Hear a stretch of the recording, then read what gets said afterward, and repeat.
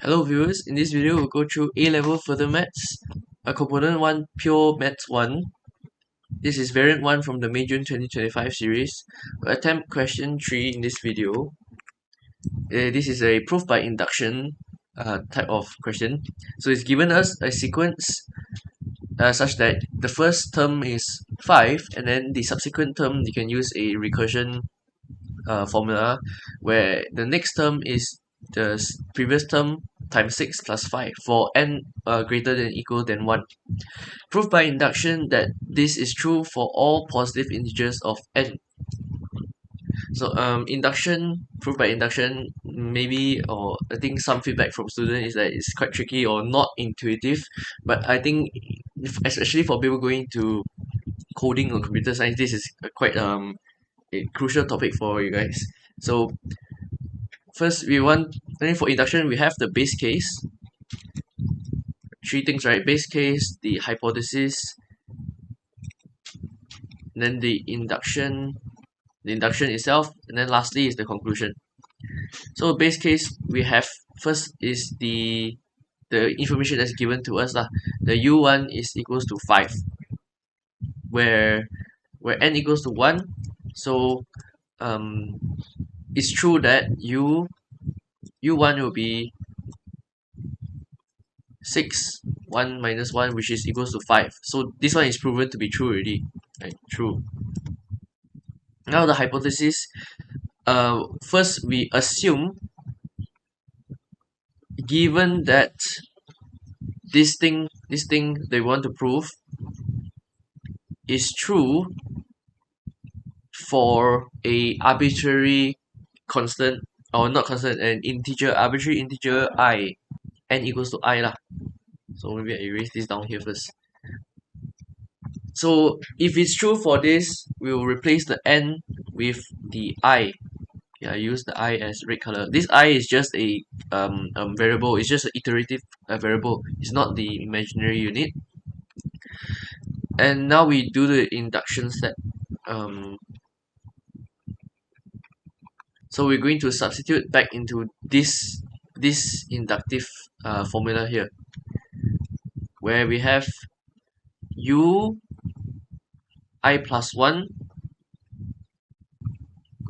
that will be equal to 6u I then plus 5. So the ui we already have here. We already written out what that is. So that's ui, and just going to replace it into this equation like that. Okay, then we just 6 multiplied by 6i, same base, so I'll just raise it to the exponent, add 1 to the exponent. 6 times negative 1, that's negative 6, plus 5, that's negative 1. So now we reach here already. This is exactly the same form as what we wanted to prove. u6n minus 1. Until here, we have already done the induction. Now we do the conclusion. Okay, since un equals to 6n minus 1 is true for n plus 1 also, or okay, n equals to n plus 1. Therefore, by induction, okay, induction means by the next step. I mean, if n is true for n plus 1, meaning it's true for the next and subsequent integer also. So therefore, all true for, it is true for all positive integers n. So yep, that's the conclusion you make, and that's basically how to get all the 5 marks here.